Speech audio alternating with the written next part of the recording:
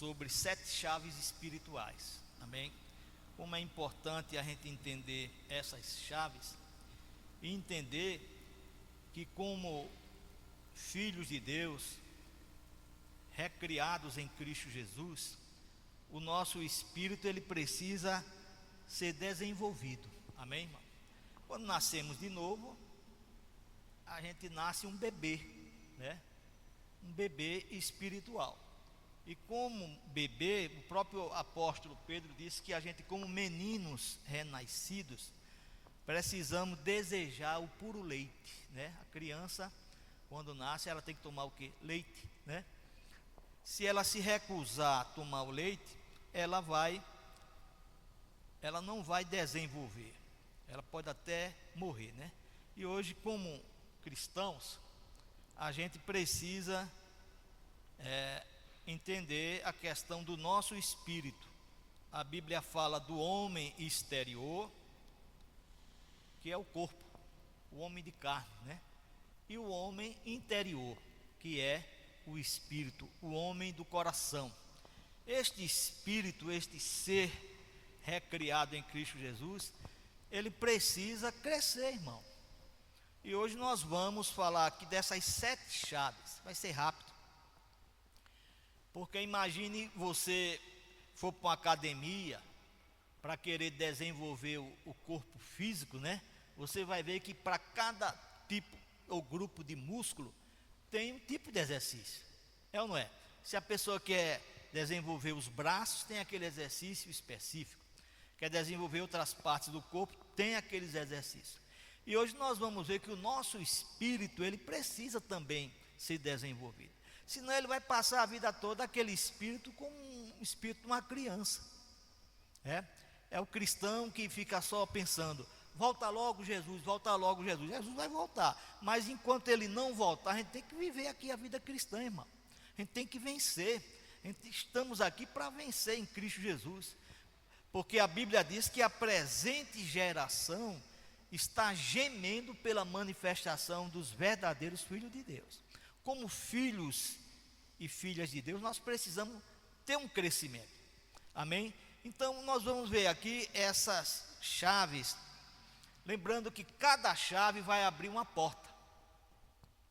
Eu vi até um pastor que ele disse algo interessante. Ele teve uma visão. Naquela visão, ele via um cofre bem grande, como um cofre de banco. E ele abriu aquela primeira porta. Quando ele abriu a primeira porta, ela tinha mais 7 portas. E ele foi entrando, até chegar na última porta, que hoje nós vamos estar falando aqui, sobre o amor divino. Bem rápido. A primeira porta que nós vamos estar falando aqui, lembre-se, chaves é para abrir uma porta. E cada porta tem algo que a gente vai encontrar, tem um tesouro ali, né? Porque o próprio Jesus disse, eu sou a porta. Mas o Salmo 100 diz, entrai pelas suas portas. Jesus é a porta, mas tem outras portas, né? Tem a ver também com o tabernáculo, que tinha aquelas 3 entradas, né? A verdade, o caminho e a vida, que era o átrio, o lugar santo e o lugar santíssimo. Mas veja, querido, essas chaves aqui vai nos levar a um crescimento espiritual. Amém? Lembrando que nós temos que fazer, é como se a gente fosse para uma academia espiritual e não quisesse fazer nada. O que é que vai acontecer? Qual o desenvolvimento que nós vamos ter? Nenhum, né? No físico, você vai para uma academia, você vê lá pessoas que estão lá 10 anos malhando, né? Com aqueles corpos bem desenvolvidos.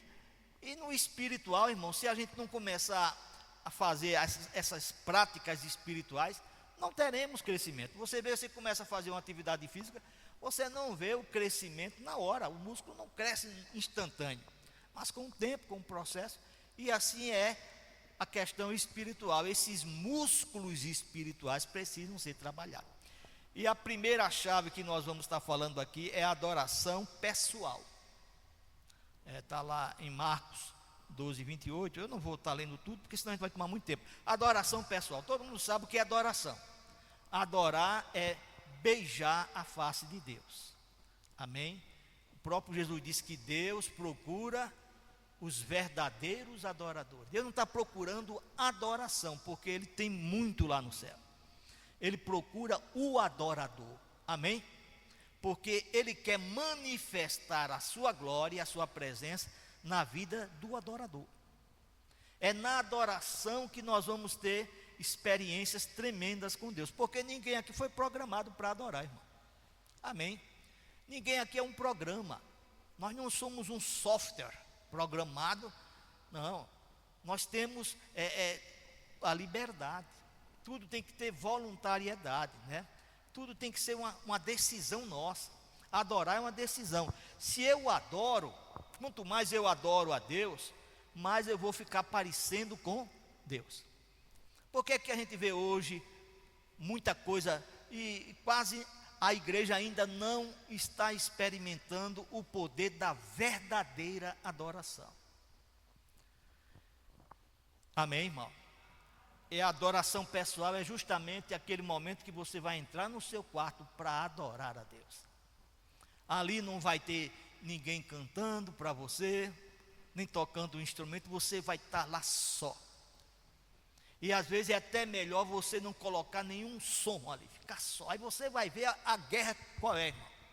De você adorar sem ter um anestésico. Porque às vezes a música já dá aquela sensação. Mas é quando você vai adorar a Deus e você vai ficar lá dizendo: eu te amo, Senhor. Você vai ver que no começo é uma guerra. Porque a gente fica querendo sentir, querendo emoções. E às vezes a adoração não vai te dar emoção. É quando você vai ficar lá adorando a Deus. Imagine Paulo e Silas na prisão. Eles tinham orado, não aconteceu nada. Mas quando eles começam a louvar e adorar a Deus, houve aquele terremoto ali e tal. Deus enviou o anjo e deu livramento. Entendeu, irmão? A adoração pessoal, a sua adoração. Porque o tempo que nós temos aqui na igreja para adorar é muito curto. 4, 5 louvores, meia hora, talvez 1 hora. É muito pouco. Mas você tem o tempo todo em casa para você entrar no seu quarto e chegar lá e dizer: eu te amo, Senhor. Amém, irmão? Você vai chegar lá e dizer: eu só estou aqui para dizer que eu te amo. Como diz aquela música daquele cantor, né? Só liguei para dizer que eu te amo. Lá no inglês, né? I just called to say I love you, né? É assim, né? Então, irmão, o que nós precisamos é desses momentos com Deus, não como uma tarefa religiosa, mas estar lá só prazer de estar na presença de Deus. Às vezes você vai estar lá, Deus não vai estar falando nada muitas vezes, mas Ele está ouvindo.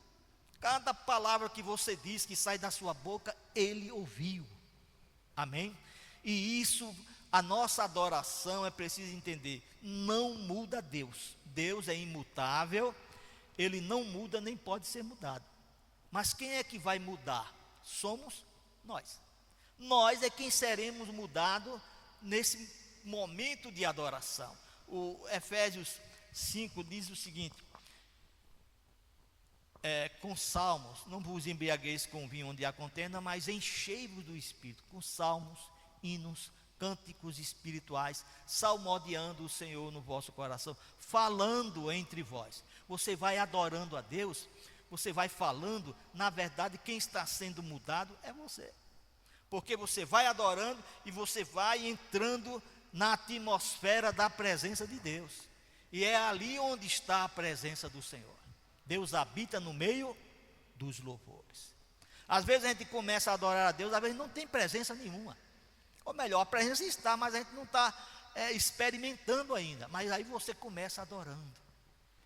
Você começa, como disse Davi, eu esperei com paciência no Senhor.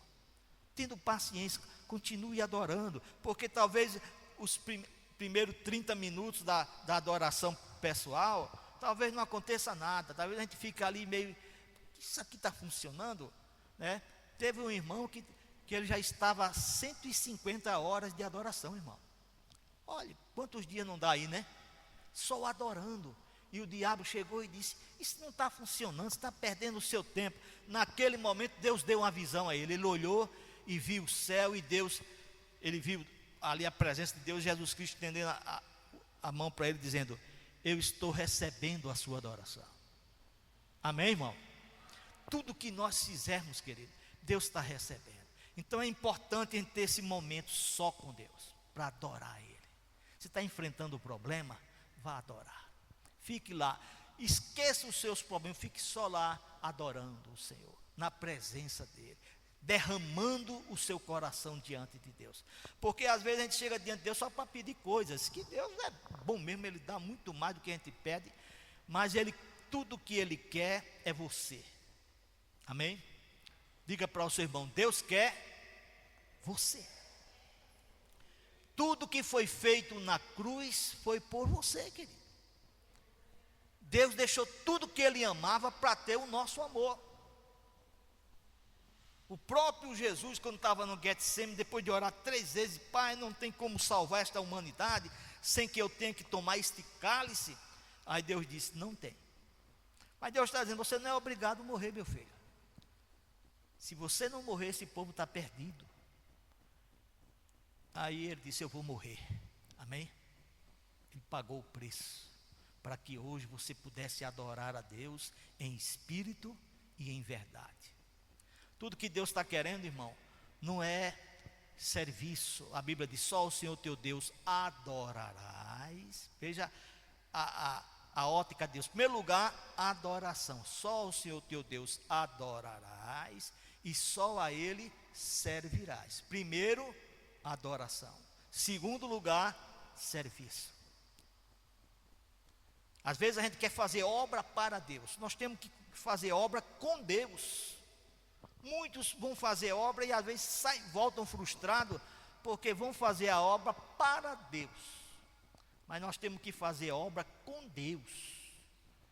E para isso nós temos que estar nesse momento de comunhão com Deus. Entendeu? Você vai ver a guerra do eu, lá quando você entrar no seu quarto e for adorar a Deus, sem música, sem ambiente de música, de nada, você está sozinho ali.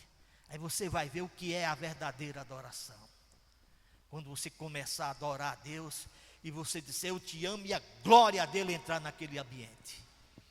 Amém, irmão? A presença dele encher aquele quarto. Querido, é um outro nível. O nível da presença de Deus. É por isso que Jesus disse que Deus está procurando. Estava procurando, e ele mesmo disse, agora é, porque chegou o momento que aqueles que haveriam de nascer de novo, porque todo o pessoal da antiga aliança, eles tinham ainda o espírito morto, tinha a natureza morta, mas hoje nós temos a nova natureza, o Espírito Santo vivendo em nós, para adorar a Deus em espírito e em verdade, para nos derramar na presença de Deus. Amém, irmão? Olha, irmão, 1 minuto na presença de Deus, nessa atmosfera, nessa presença, vale mais do que qualquer coisa. Quando a gente, por isso que Davi disse que ele valorizava, né, mais a presença dele do que estar em outros lugares, entendeu? O próprio Moisés disse, não nos deixe ir sem a tua presença, né? Tudo, querido, nós precisamos, isso é algo pessoal, por isso que é adoração pessoal. A gente precisa saber que Deus está lá nos esperando, venha. Chegai-vos a Deus, e Ele se chegará a vós. Se chegue. Deus está lá, nos aguardando, para a gente chegar lá, diante do nosso Pai, amém, irmão? Para adorá-lo, para estar lá desfrutando desse momento da presença de Deus. Glória a Deus. Não vou me adiantar muito aqui, senão a gente não vai concluir. Segunda chave é a oração em língua. Amém, irmão? Lembrando, a primeira chave vai nos levar à presença. Amém, irmão? Para termos experiência com Deus. Quanto mais tempo ficarmos lá, às vezes eu fico dizendo nada, irmão. A Bíblia diz, aquietai-vos. Você acha que Deus não está vendo? Você está vendo. Você chega lá, quieto. E ali você começa adorando a Deus. Está entendendo? O pouco tempo que você passar ali, Deus não está marcando no relógio. Eu vou ver o tempo que ele passa. Não, Deus não está olhando isso. Nem sempre você vai passar 2, 3 horas. 5 minutos que você passou ali quebrantado, já ganhou o dia.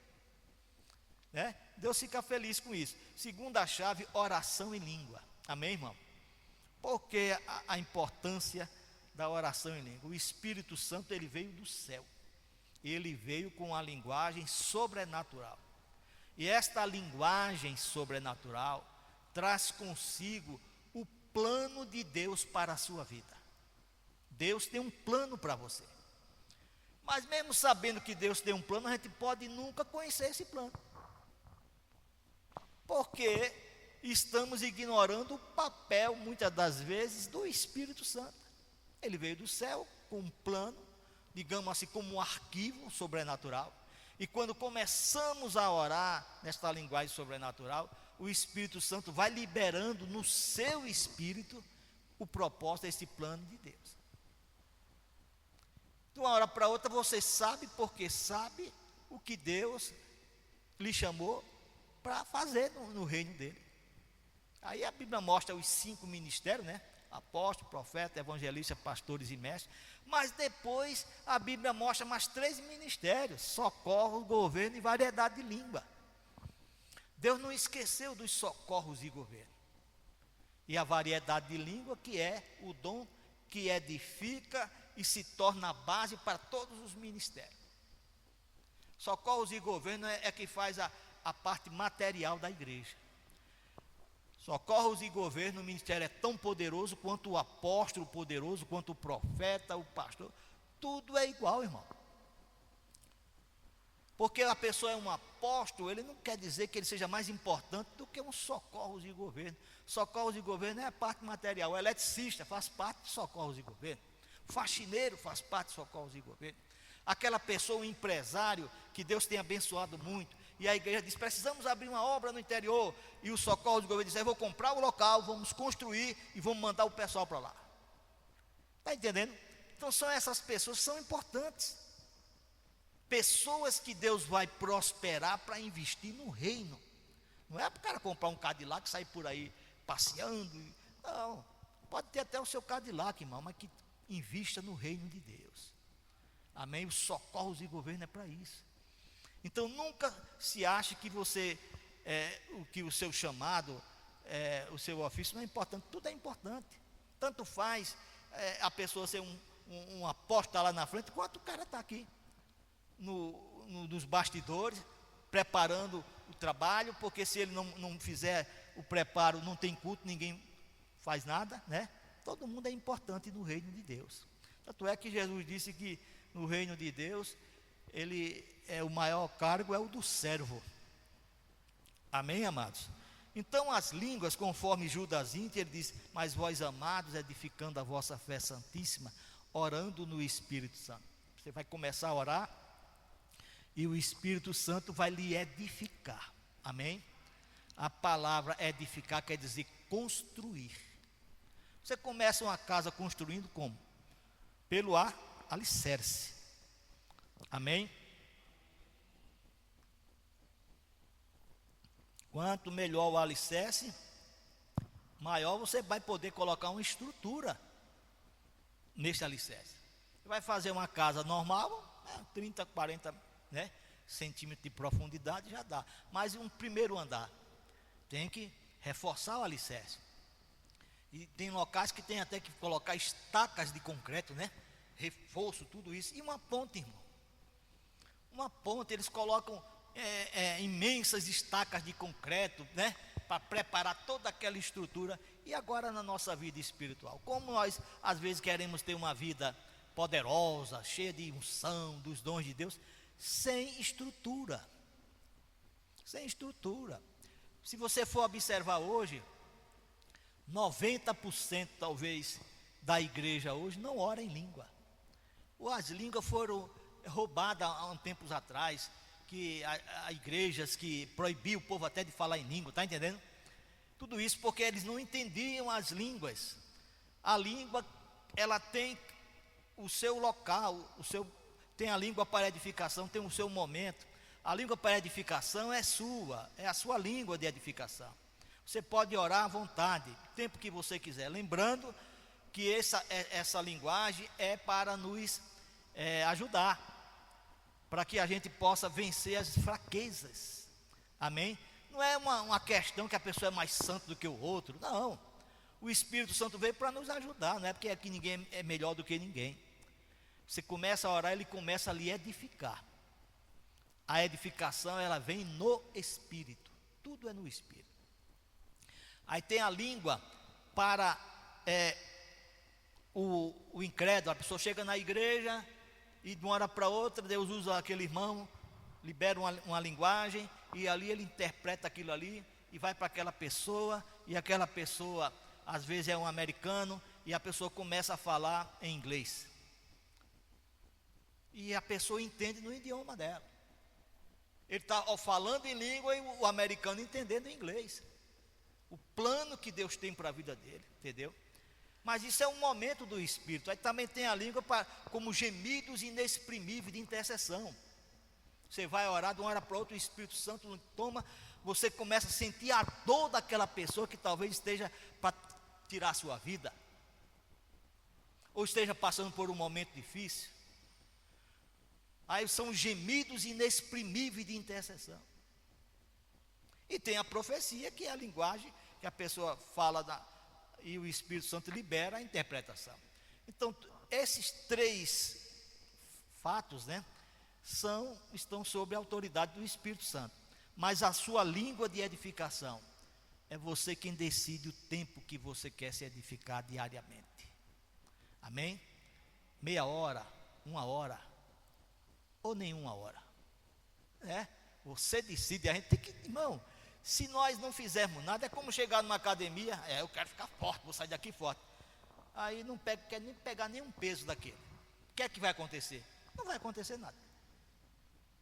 Amém? Pode até ir lá no chat lá e mandar tirar uma foto bem forte, né? Mas vai ser fake, né? Então tudo tem que ter um trabalho. Amém? Você pode começar diariamente 5, 10 minutos, ficar ali. Você vai orando, irmão, até que a sua linguagem se torne fluente. Para você não ficar dependendo de uma emoção para orar em língua. A linguagem de oração, ela não vem de emoção, ela é pela fé. Você já tem em você, você tem um Espírito. A linguagem já está dentro de você. Quando você coopera com o Espírito Santo e abre a sua boca, ele vai liberar esta linguagem. Como eu sei que não sou eu que estou falando e que é o Espírito Santo? Porque eu não sei a sequência das palavras. Quando você começa a falar, não é uma linguagem igual a outra. Então você fala, mas não é essa linguagem não vem da sua mente natural, ela vem da sua mente espiritual, liberada pelo Espírito Santo. Porque nós temos a mente de Cristo. E quanto mais nós orarmos nesta linguagem sobrenatural, mais estaremos edificados, preparados para vencer as batalhas desta vida e para sermos um instrumento na mão de Deus. A terceira chave, porque não vamos continuar muito nesse tema, mas é importante orar em língua, viu, irmão? Não adianta a gente ficar só falando sobre isso. Você tem que começar o tempo que você puder. Amém? Quanto é que eu consigo? Quer dizer, você está lavando roupa, fica lá, vai orando, irmão. Seja um crente teimoso. Primeira vez que eu comecei a orar em língua, só saía 2, 3 palavras. Eu digo, rapaz, não vou ficar só nisso aqui não. Amém, irmão? Eu digo, eu vou orar 1 hora da agora. Ó, irmão, foi uma guerra. Quando eu pensei que tinha orado muito, eu olhei no relógio, 15 minutos. Eu digo, meu Deus, isso é mais difícil do que eu pensava. 15 minutos. E eu continuei, digo, eu vou continuar orando. Aí cheguei nos 30 minutos, eu digo, vou lá até completar 1 hora. Amém, irmão? Depois você aprende a relaxar e começa falando e vai fluindo. Quando você menos espera, já orou 1 hora. Mas é importante cada um ter a sua experiência. Fica lá, hoje só consegui 10 minutos, glória a Deus, irmão. Glória a Deus. Aqueles 10 minutos valeu, amém? Mas isso a gente vai aumentando a nossa meta. Porque o Espírito Santo, ele está conosco. Mas ele só ora se você abrir a sua boca. Você tem que emprestar a nossa boca. Lembre-se, a alma é rebelde, a alma só quer moleza. É dormir muito, comer muito, descansar muito. Não quer orar em língua. Você começa a orar em língua, o eu começa logo a se levantar. Não estou entendendo nada, eu vou estar com esse negócio de cantar. Não, irmão, você continue orando. Você não está entendendo, mas Deus está sabendo o que Ele está fazendo.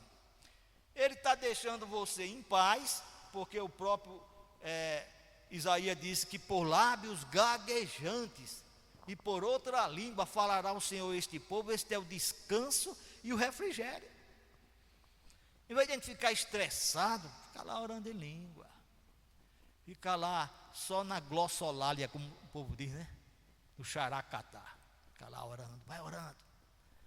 Irmão, você não sabe os livramentos que a gente tem quando a gente começa a ter uma cultura de oração em língua, todo dia.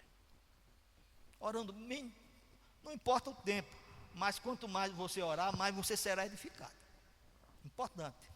Não espere uma emoção. Não espere sentir alguma coisa para orar. Não, precisa sentir, precisa crer. O meu justo viverá da fé, a Bíblia diz, não de sentimento. Que eu posso não estar sentindo nada. Eu fui para uma ocorrência uma vez. Qual era o sentimento que eu tinha? Uma coisa terrível lá no meu trabalho.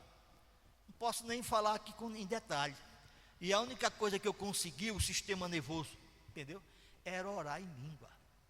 Naquele momento o Espírito Santo disse, ora em língua. Eu comecei orando, baixinho. Não deu nem um minuto, mas foi o suficiente para Deus nos dar o livramento daquela situação. Não posso falar detalhes aqui. Amém? Então, diante de qualquer situação difícil, primeira coisa que você faça, ore em língua. Ore em língua. Faça disso uma cultura. Ore em língua.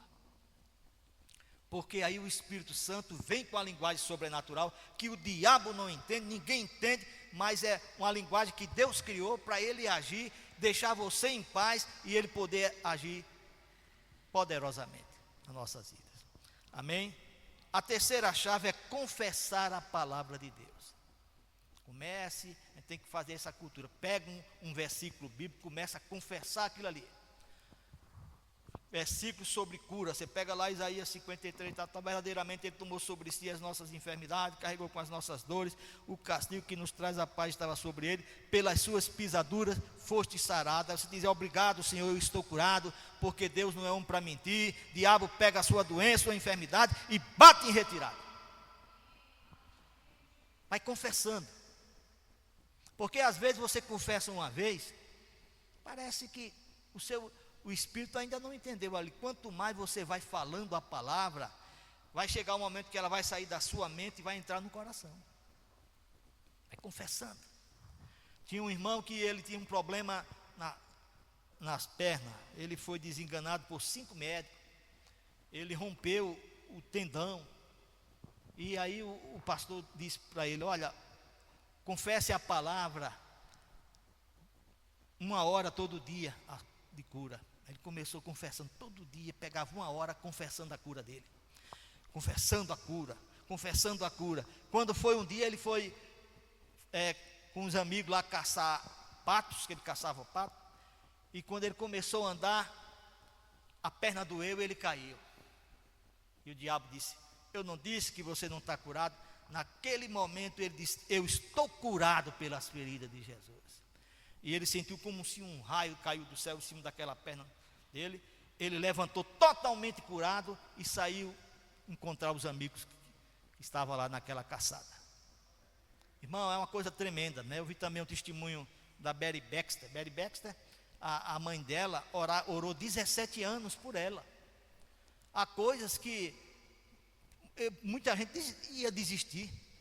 Por que tem que orar e confessar esse tempo todinho, pastor? A filha dela nasceu totalmente torta, todos os ossos tortos, o rosto torto, não tinha esperança.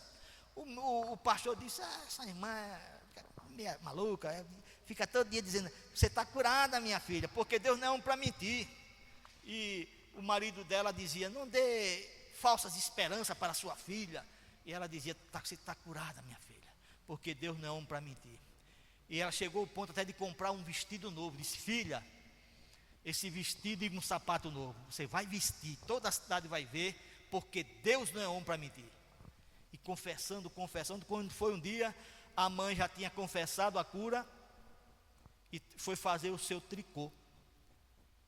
Quando ela sentou na cadeira para fazer o tricô, uma nuvenzinha pequenininha veio assim naquele quarto. Aquela nuvem cresceu. Quem saiu daquela nuvem? Jesus. Ele disse: eu vim por causa das suas palavras. Tocou na filha dela e ela ficou totalmente, completamente curada.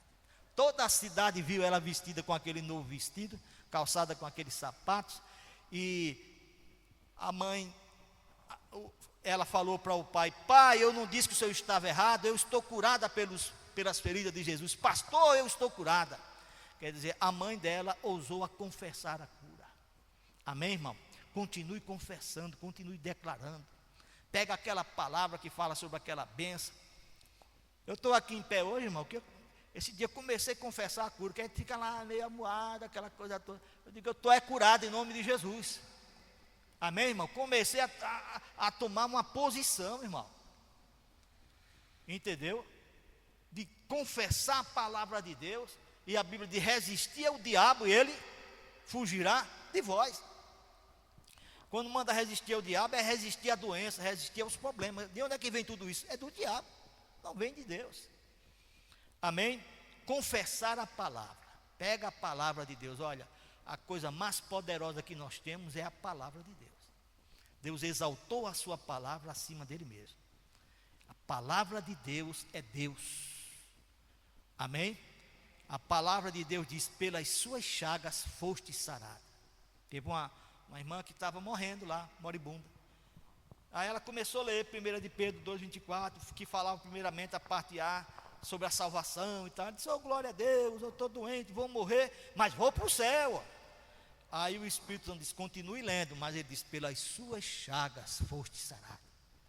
Ela disse: mãe, vem aqui, veja o que eu li na palavra de Deus. A palavra de Deus diz que eu estou curada. Ela, mãe, disse: minha filha, você está tão doente que você está começando a delirar. Se eu estou curada, minha mãe, traga um vestido novo que eu vou tomar banho, porque eu estou curado pela ferida de Jesus.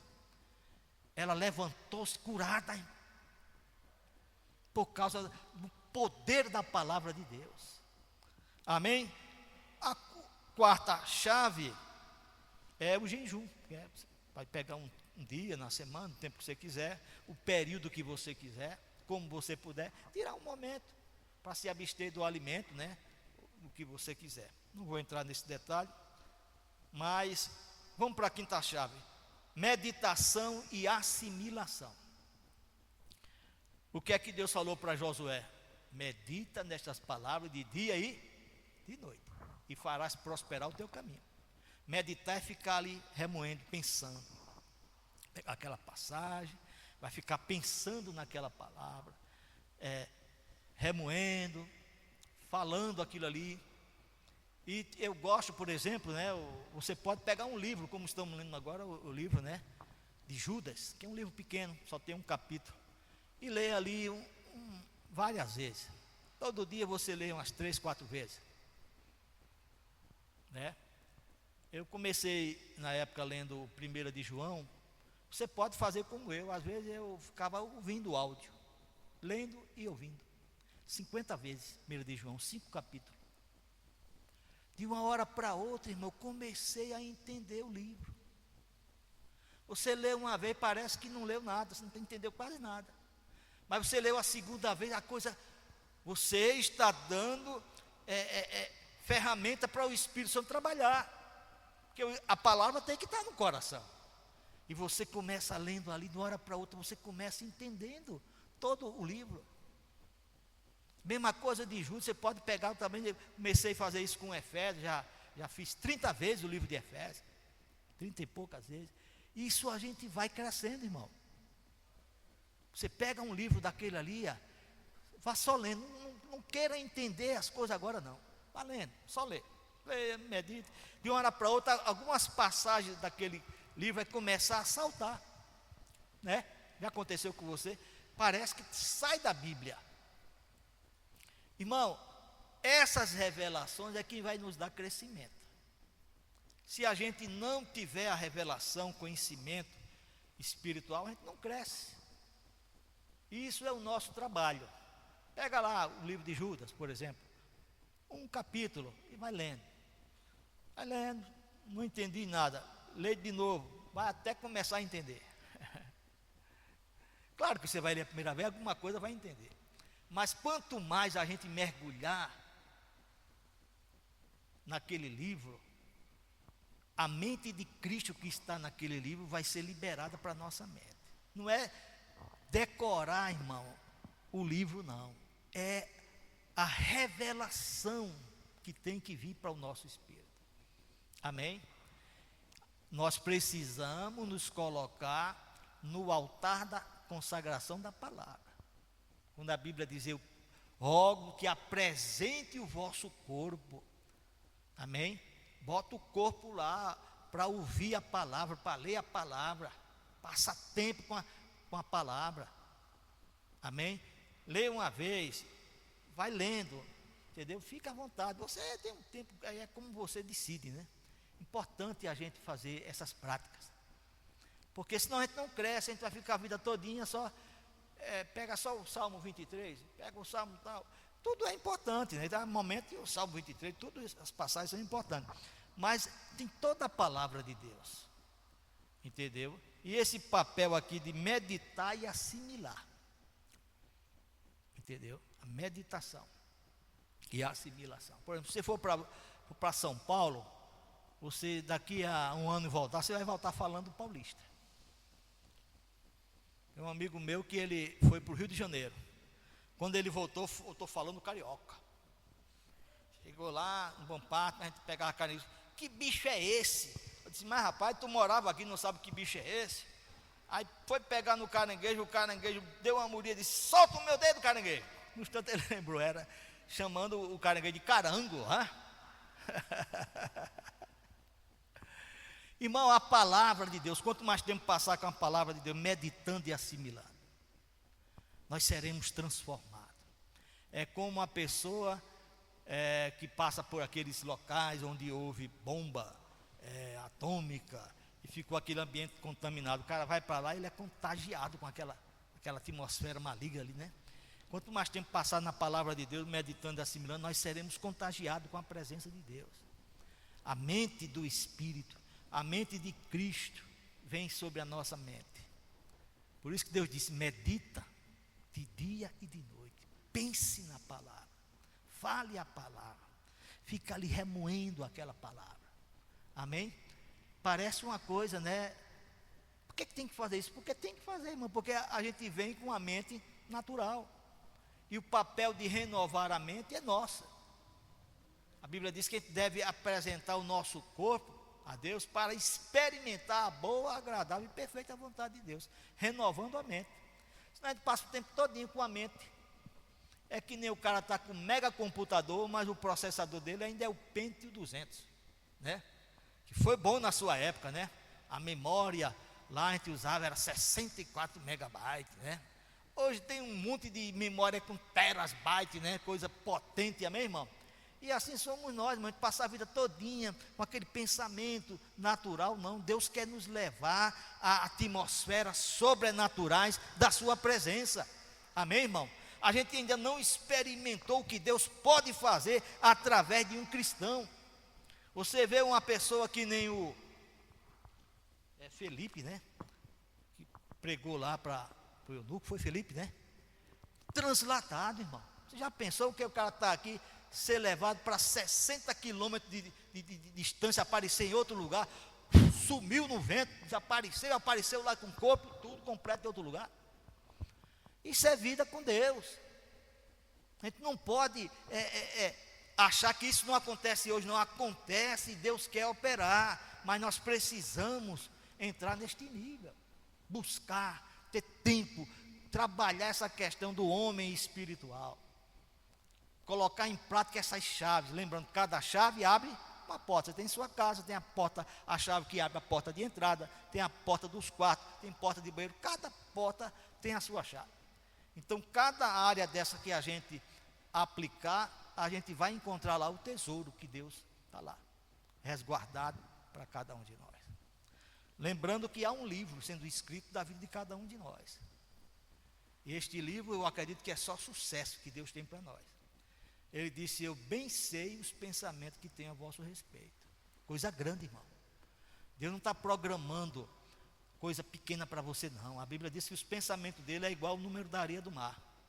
Só para você ter uma ideia, uma polegada de areia tem 300 mil caroços de areia. 300 mil, imagine toda a areia do mar.